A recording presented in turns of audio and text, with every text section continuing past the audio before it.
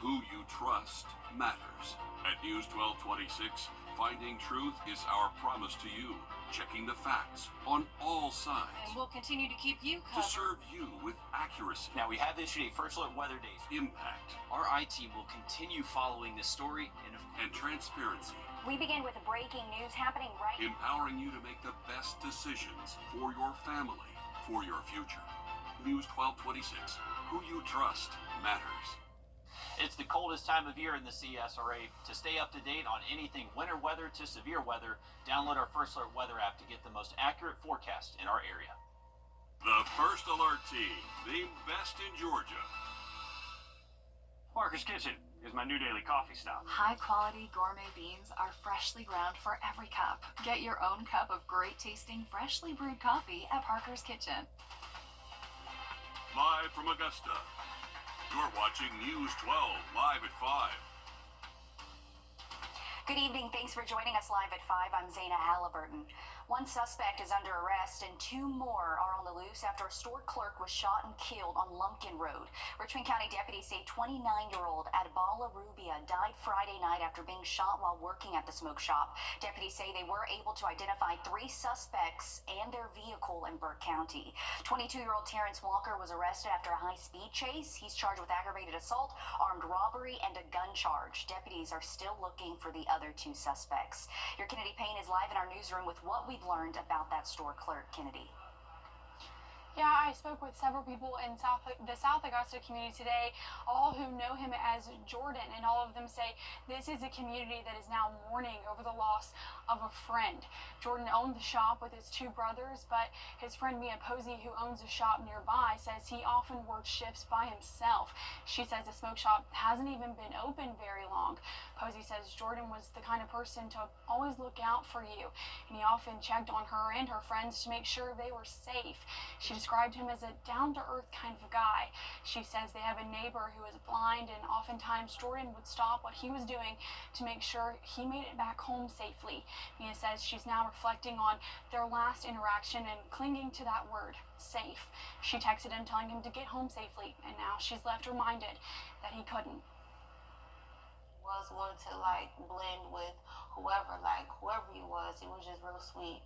So I'm happy that I did get a chance to meet him, because I forever have someone like that in my spirit or in my soul. So anyone who ever got a chance to meet Jordan, I know he definitely was that sprinkle of light or sunshine on your day. And we're going to hear more from Mia about who Jordan was, all new on News 12 at 6 o'clock. So very sad. Thanks, Kennedy, for staying on top of this. We're going to have much more news ahead right here live at 5. Right now, we're sending things on over to First Alert meteorologist Mikkel Hannah Harding with Mikkel. What's not really a bad day outside? It's not what we saw Friday. Definitely not what we saw Friday at all by any means. A little gloomy out there for today. It's a week that we do have in store coming up. Thanks, Mikkel. Waynesboro authorities say a person is dead after a shooting yesterday. The police department says officers went to investigate Magnolia Acres around 4:20 in the morning. Officers say Traynard Ellison died from his injuries after he was taken to Burke Health. Officers are now looking for Julian Bright for questioning in connection to the shooting. He's considered armed and dangerous. Officers also say Melissa Ellison, the victim's mom, is another possible suspect. If you have any information, call the Waynesboro Police Department. We've learned the name of the woman killed after being hit by a vehicle on Columbia Highway 1 near Bogeyville Road. The Aiken County Coroner's Office says 22-year-old Kennedy Freeman from Gaston, South Carolina, died. Freeman was walking when a Camaro hit her. She later died after being taken to a local hospital. Aiken Department of Public Safety arrested 17-year-old Tristan McCarty in connection to the September killing of William Mathis Jr. Officials say it happened September 18th at the intersection of Columbia Avenue and Chesterfield Street. McCarty's the second arrest in connection to this killing. 22-year-old Sebastian Green was arrested in December. The Red Cross is assisting after one person died and 8 people were displaced from a house fire. The Aiken County Coroner says 23-year-old Markel Howard of Aiken was found dead inside the home. Fire crews were sent to Kellogg Drive where they battled the fire for close to 7 hours overnight. Investigators say the cause of the fire is suspicious. We'll continue to keep you updated as this investigation continues. Richmond County deputies are still searching for this missing 50-year-old woman. Investigators say Bertina Dalton was last seen at her home on Skinner Mill Road December 22nd. They say she may be traveling to the Atlanta area. If you have any information, be sure to call the Richmond County Sheriff's Office.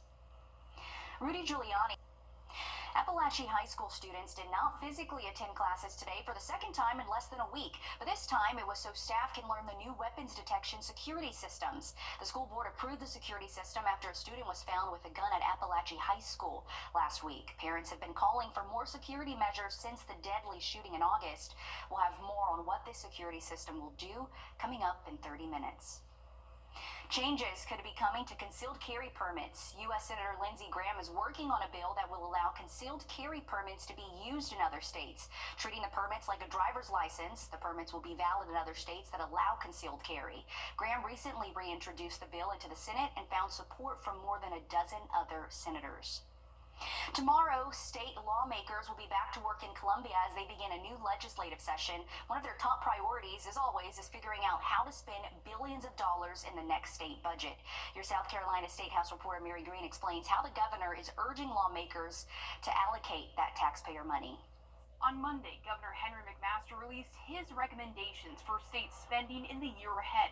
Among the governor's requests for lawmakers is nearly $250 million focused on South Carolina's recovery from Hurricane Helene. The damage from Hurricane Helene was devastating. The governor wants to put a combined $240 million toward Helene recovery. That includes $150 million to create a new grant program to help local governments, public utilities, and nonprofits that were either denied assistance from FEMA or didn't qualify for it. It's very likely that the state funds will be necessary to offset disaster recovery costs incurred that will not be eligible for one reason or another. Under the governor's proposal, hundreds of millions of dollars would again go toward fixing infrastructure like roads and bridges. McMaster is also calling on lawmakers to accelerate an income tax cut schedule they passed a few years ago to drop the state's highest income tax rate from 6.2% down to 6%.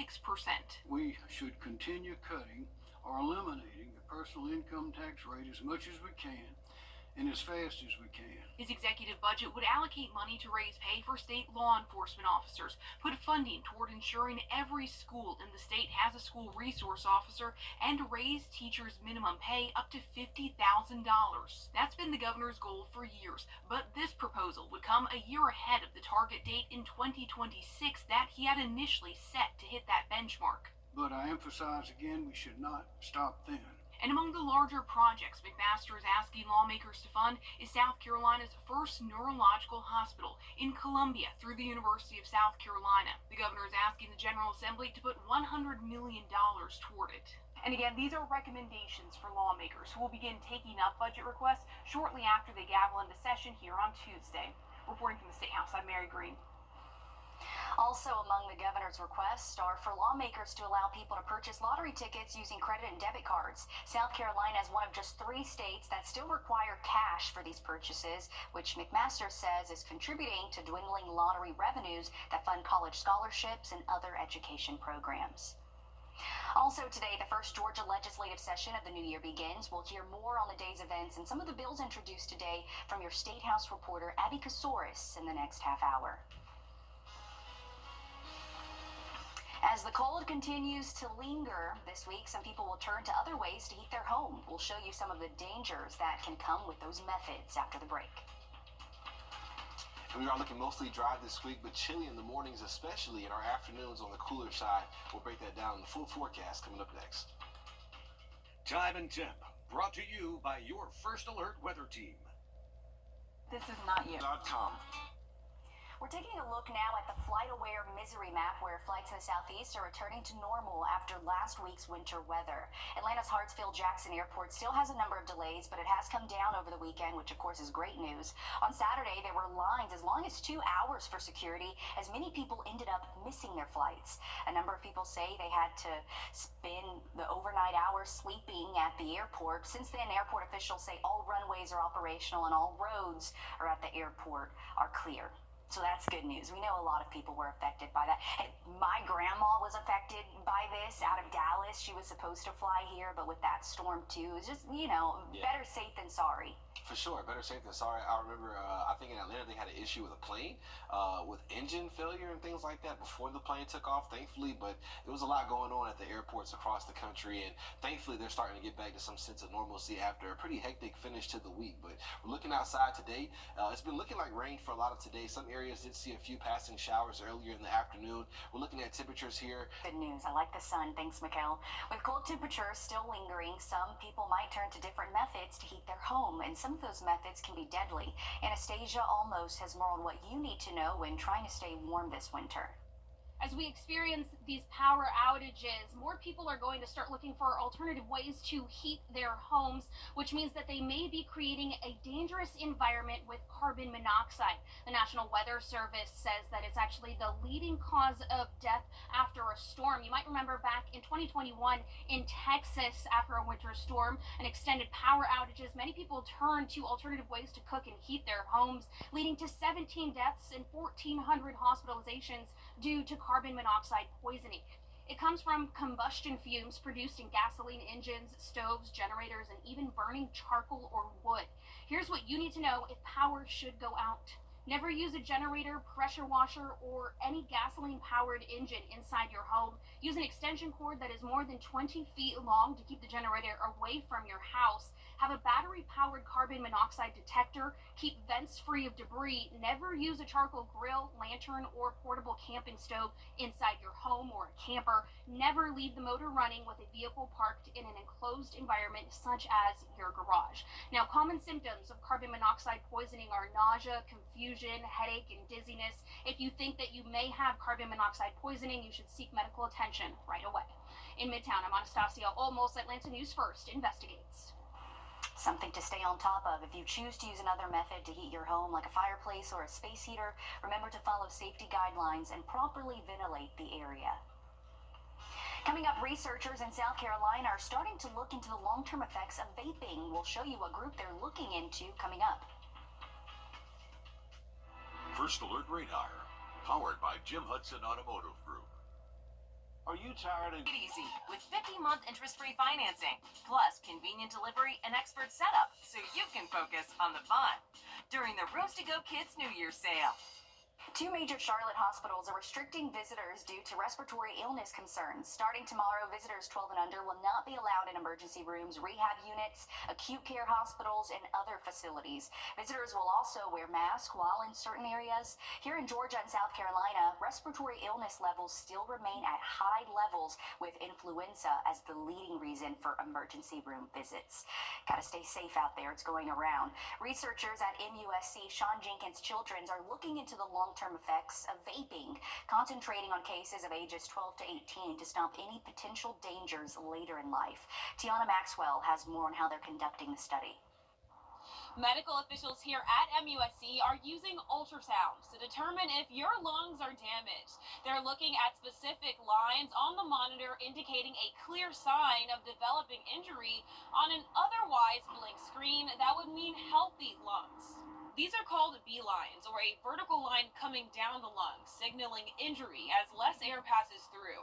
Medical officials at MUSC Sean Jenkins are looking for long-term effects of vaping and e-cigarettes, especially with teens that are coming in with EVALI. That stands for e-cigarette or vaping use associated lung injury, a respiratory illness sending teens to the ICU for not being able to breathe on their own. Dr. Caitlin Boggs at the Children's Hospital says right now long-term effects of vaping are unknown. That's why she says they are ultrasounding about 50 teens that have vaped at least once to bring awareness of potential dangers. She says a particle called vitamin E acetate is linked to these injuries, found in all types of e-cigarettes, not only those with nicotine like people think. It also has things like glycerin and formaldehyde, which cause cancer, and those preservatives are actually what causes the vape to aerosolize. So even the ones that cause nicotine, they have nicotine in them, they have THC, they have delta-8, delta-9 substance-free. They all have the actual particles that do the aerosolization. The study starts with a pre-survey on current behaviors that's later compared to a post-ultrasound survey on any changes to their attitudes. It's followed by 2-week follow-ups on if their vaping usage has gotten lower or higher. So this is just the first part of the hospital study that is expected to be completed by September at the latest. The final data of this study will be completed in 2026. In Charleston, Tiana Maxwell, Live 5 News. And while studies have found youth vaping is at an all-time low, any potential long-term effects are still unknown. Mikkel? Well, thank you for those updates, Zaina. We do have a good passage of the International Space Station for tonight. It starts at 6:10, lasting until 6:17. We'll look at that in your forecast for the evening coming up. Attention homeowners, time is running drier though by MLK Day, but a big cool down. We'll see temperatures in the upper 50s Sunday and then upper 40s by your Monday. Thanks, Mikkel. We're going to have more news and weather here on Live at 5 after this break.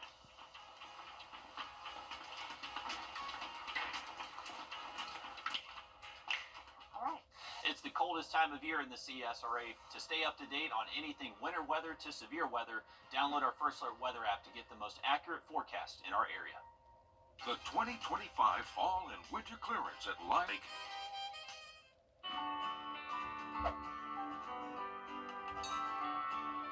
Parker's Kitchen is my new daily coffee stop. High quality gourmet beans are freshly ground for every cup. Get your own cup of great tasting, freshly brewed coffee at Parker's Kitchen.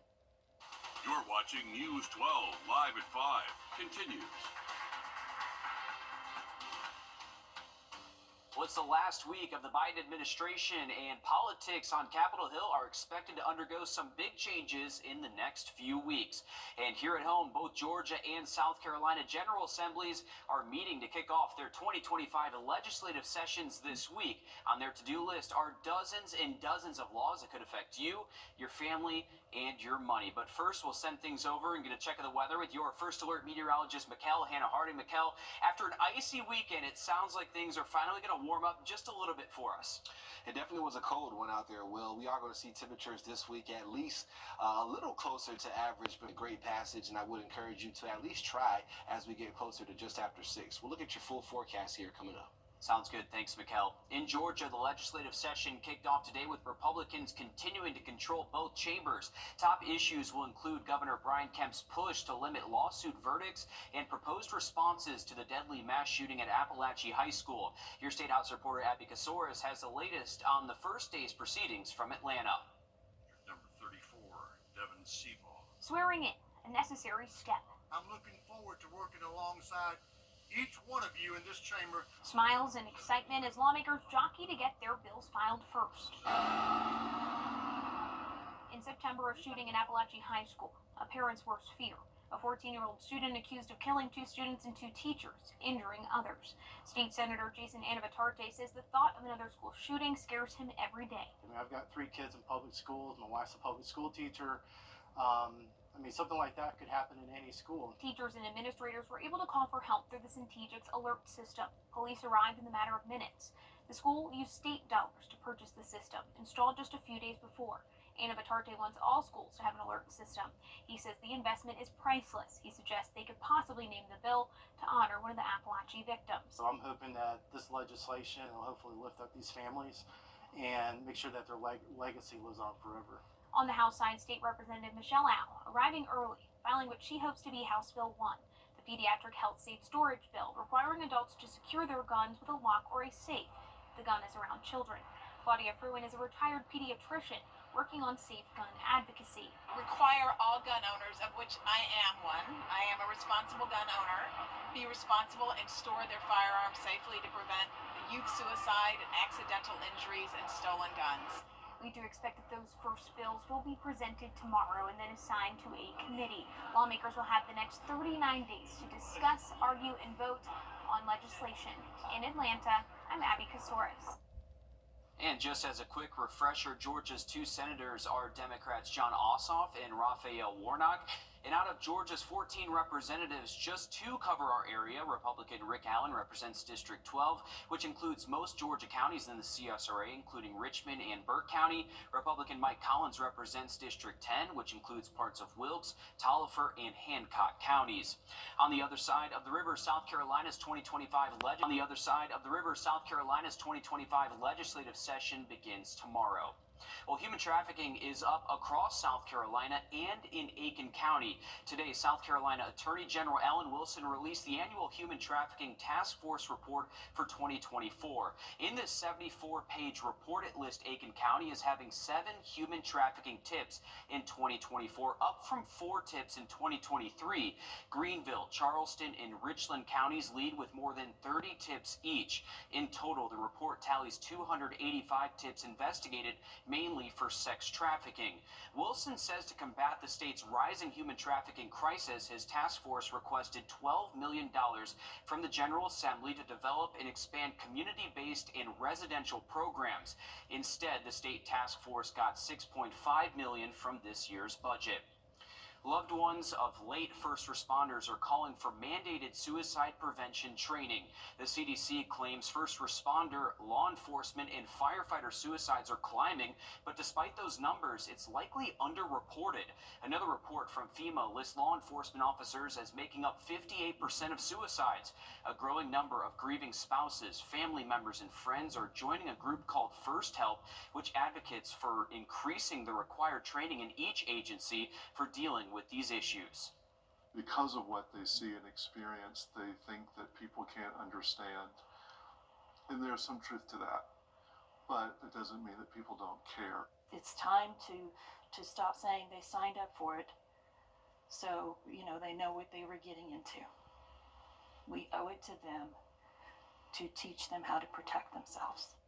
The group, which includes many families from both Georgia and South Carolina, say turning awareness into action is slow going because it has to be done agency by agency. They hope for stress management, crisis response, and mental health training that could hopefully save lives. Tax season begins 2 weeks from today on the 27th, and there are a few changes this year. One of them will be direct file. This automatically imports the taxpayer's information and will be available to taxpayers in 25 states, but this does not include Georgia or South Carolina. The direct file program is new, and there's a chance our states could participate in the future. 12 states were a part of last year's pilot program. Live at 5, you're taking a live look at the nation's gas prices, courtesy of AAA. Prices at the pump continue to creep upwards as sanctions continue to limit the worldwide oil supply. Thankfully, Georgia and South Carolina both sit below the national average for a gallon of fuel at $3.06. Columbia, Richmond, and Burt counties have some of the cheapest gas in our Georgia counties, all cheaper than $2.90. Edgefield and McCormick counties have the cheapest gas on the South Carolina side at $2.75. And there's a new scam going around targeting South Carolina drivers. If you get a text message claiming to be from Southern Connector Toll Road saying you have an outstanding balance, it is a scam. The Southern Connector says it only contacts toll violators through the mail, so if you get a text, please ignore it and do not enter any of your personal or payment information there. Well, new safety measures are coming for the site of a recent deadly school shooting. Still ahead, why parents say it's about time. Mikhail. And we are talking about a very cold start for tomorrow morning in the 20s yet again. So we'll talk about those cold starts for more than just tomorrow morning coming up. Time and Temp, brought to you by your First Alert weather team. This is not you. The ice is largely gone from this weekend's winter snow and ice storm, and the National Weather Service has the official numbers of how much snow fell.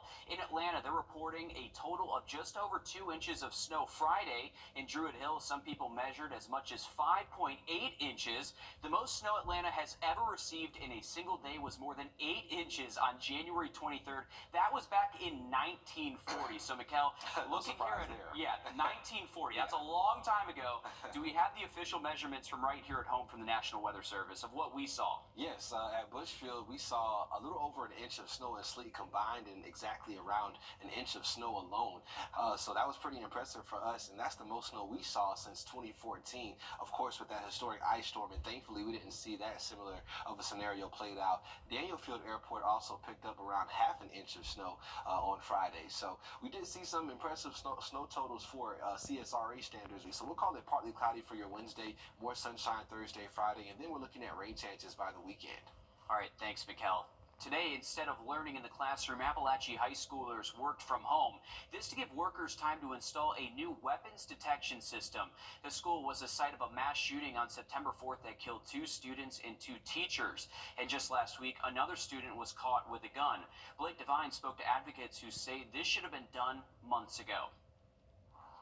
On Wednesday, a 14-year-old freshman managed to bring a gun into Appalachia High School before being arrested. It's just going to be at school. I think it's anywhere they go. Parents, such as Sean Schultz, who has a 16-year-old son at the school, are still upset, as this comes just 4 months after a deadly school shooting claimed the lives of 2 students and 2 teachers here at the high school. There are several students who watched people lose their life, so it's definitely impacted them for the rest of their lives. And it was discouraging, I think, to the most of them that I had spoke to that nothing was happening. Late last week, the Barrow County Board of Education held an emergency meeting, unanimously voting to purchase and install an open-gate weapons detection system at all 3 of its high schools. In my mind, should have been step 1 from the beginning. Since September, this should have been already in place, realistically. Layla Contreras is an Appalachia alum. That's just the idea that I've heard. Who criticized the school board for not prioritizing safety sooner. Thinking that lightning doesn't strike twice, even though it got kind of close on Wednesday. Safety! Now! For the first time since September, students and parents have hope with this new safety measure being put in place. They have a sense of relief. The school should be a place for learning, and they shouldn't have to be in fear all the time. Just the kids knowing that there are starting to be things put into place to prevent that kind of stuff from happening, I think is, for my son personally, I know is a huge relief for him. And for now, the plan is for students to return to campus tomorrow with the new weapons detection system. Stick with us. We're back after a short break. First Alert Radar. Fast, and only Rooms to Go offers an opportunity like this. So shop the Rooms to Go New Year's sofa sale now through Wednesday. This holiday season, with every new Subaru purchased or leased, Subaru and Gerald Jones Subaru are donating $250 to charity during the 2024 Subaru Share the Love event. Subaru loves learning, and we love supporting Success Team by helping provide students with the learning materials and resources they need to thrive in the classroom. This holiday season, we're also supporting the Augusta Dream Center because Subaru loves to help people experiencing homelessness. It's the Subaru Love Promise. Visit GeraldJonesSubaru.com to learn more. The MLK Day sales event is going on all weekend long at Gerald Jones Volkswagen. For 4 days only, we have deals on all vehicles in stock. This Thursday, Friday, Saturday, and Monday, find incredible specials with our most competitive pricing on cars, SUVs, and electric vehicles. And get an instant cash offer for your current vehicle. We want to buy your car and pay you more. It's the MLK Day sales event going on this Thursday through Monday at Gerald Jones Volkswagen and GeraldJonesVolkswagen.com. Attention, this is a once-in-a-lifetime opportunity at our Interiors Market store. We are moving across the street to join Weinberger's Furniture, and everything in this building must go. Get jaw-dropping deals and pay pennies on the dollar. Hurry, supplies are limited, and these deals will go fast. Join us at Interiors Market for this epic liquidation sale. Get here quick for the best deals. The 2025 Consumer Electronics Showcase has wrapped up in Las Vegas, but your consumer tech reporter Jamie Tucker is not done highlighting the new tech he saw there last week. Today, he wraps up his coverage with a look at how companies are literally boosted into business from CES. What the Tech, sponsored by Augusta Preparatory Day School. Eureka Park is made up of primarily startups and universities and inventors, and it is where, in many cases, innovation begins. We don't have a name for this product yet, but Many products are so early in the process, the only thing they have is an idea. Like this dishwasher that takes just 5 seconds to do a small load. So our target audience is mainly designed for the people who live in smaller apartments. It attracts the big companies, Samsung, LG, and Hyundai. They're here to invest in ideas to accelerate growth and launch. This is Jenny. She is a fully interactive, robotic, emotional support animal. Tombot is the most realistic robotic dog I've ever seen. Once the inventor had the idea, he asked seniors what they wanted. They wanted puppies, and they wanted realistic puppies. Hi, Jenny. Hi, Jenny. Oh, look at that tail wagging. so real you'll fall in love. But producing Jenny demands lots of money, so they're actively seeking investors. There are also companies with snowboard video game controls, VR exercise equipment, and a waterless toilet. Last year, Augmental came to CES with MouthPad, a tongue-controlled mouse pad or cursor for people with mobility issues. All from your tongue. All from the tongue. Launching at CES last year, the small team got $4 million in seed capital. We were about 1.5 weeks from bankruptcy, and we got funding. When CES wraps up, the work really begins in earnest as they will take the information that they've learned about their products back home, follow up with some of those potential investors, and hope that next year they have a product ready for the consumers. At CES in Las Vegas, that's What the Tech. I'm Jamie Tucker. Well, if you're a fan of North Augusta's baseball and softball teams, then get ready for some big changes. The school's first ever solely purpose facilities will be completed this year. It's been a long time coming for North Augusta faithful. If you remember back in February of last year, the school broke ground on both a new baseball and softball stadium right across the street from the campus. The goal then was to have both fields ready for this year's season, but after multiple delays, Riverview Park will see one more season of action.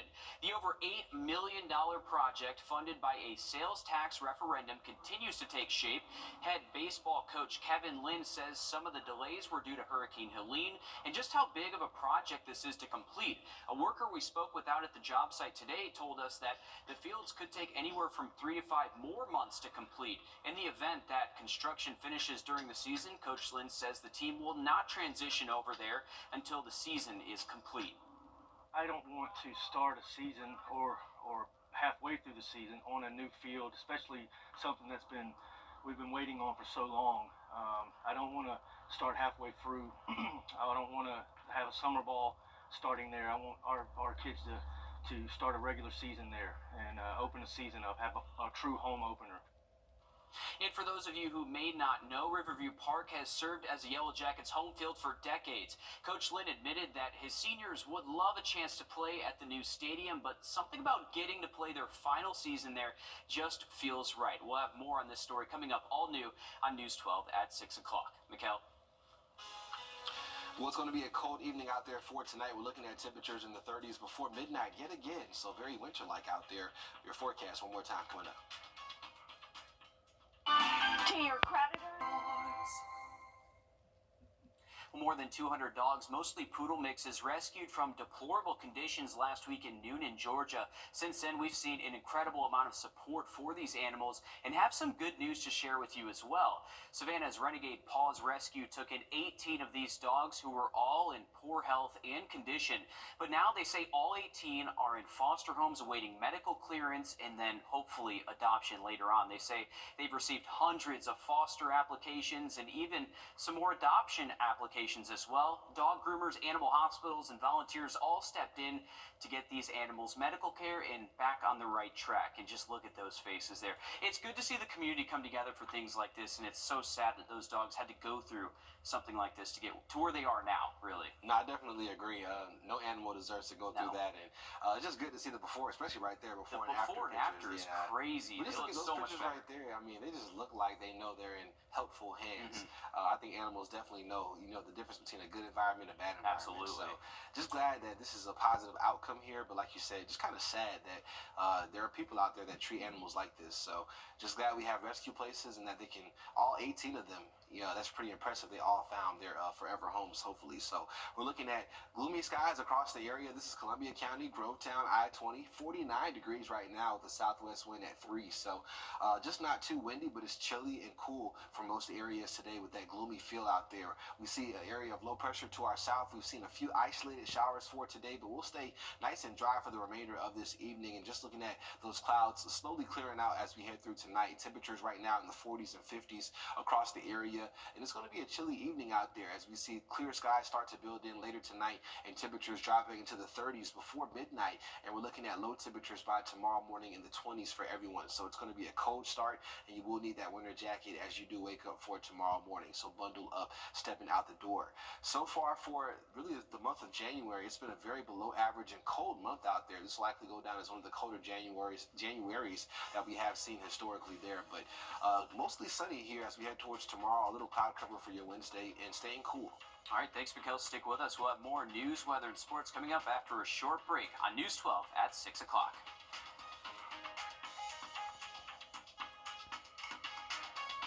It's the coldest time of year in the CSRA. To stay up to date on anything winter weather to severe weather, download our First Alert Weather app to get the most accurate forecast in our area.